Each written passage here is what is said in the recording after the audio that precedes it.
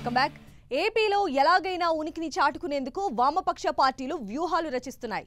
ప్రచారంలో CPM దూసుకుపోతుంటే CPI ప్రచారంతో పాటు party బలోపేతంపై దృష్టి పెట్టింది. జనసేనతో జతకట్టిన వామపక్షాలు తమ అభ్యర్థుల గెలుపే లక్ష్యంగా పనిచేస్తున్నాయి.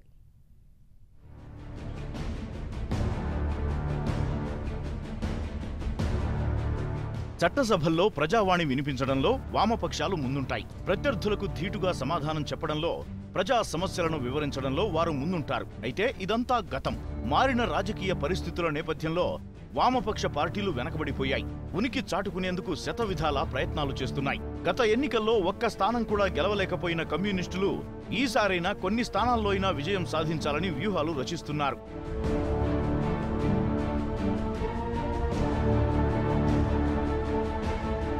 పవన్ కళ్యాణ్ క్రేజ్ తమకున్న బలంతో ఎన్నికల్లో గెలుపొందాలని కమ్యూనిస్టులు ట్రై చేస్తున్నారు. పొత్తుల్లో భాగంగా తమకు లభించిన 14 సీట్లలో పార్టీ అభ్యర్థులను గెలిపించుకునేందుకు ప్రచారంలో వేగం పెంచారు. 2014 ఎన్నికల్లో వామపక్షాల తరపున భద్రాచలం నుంచి సున్నం రాజయ్య పోటీ చేసి గెలుపొందారు. ఎన్నికల తరువాత రాజయ్య తెలంగాణకే పరిమితమయ్యారు. ఈసారి రంపచోడవరం నుంచి రాజయ్య బరిలోకి దిగుతున్నారు. విజయనగరంలోని కురుపాం, విశాఖలోని అరకు, తూర్పుగోదావరిలోని రంపచోడవరం, ప్రకాశంలోని సంతనూతలపాడు నియోజకవర్గాలు ఎస్సీ రిజర్వ్డ్ కేటగిరీలో ఉన్నాయి. అయితే సంతనూతలపాడులో మాత్రమే 1994లో సిపిఎం పార్టీ గెలుపొందింది.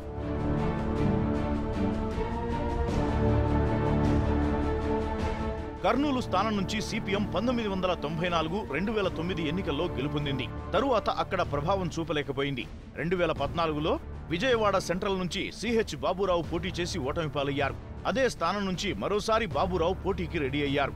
వామపక్షాలు ఎంపిక చేసుకున్న సీట్లు గట్టి స్థానాలు కాదన్న అభిప్రాయము పార్టీ నేతల్లో ఉంది.